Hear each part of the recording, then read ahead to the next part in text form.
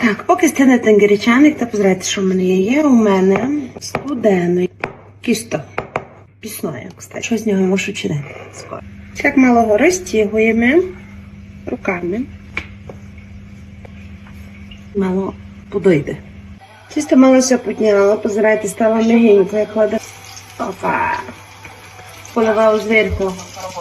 Аби сюди не пропекло. Забираємо лишній жир. Дитина моя їсть нормально сметану з сиром, так і має бути. А я вам кажу, як моїми. Прям пісний. М'ягенький, ніч вони хибить.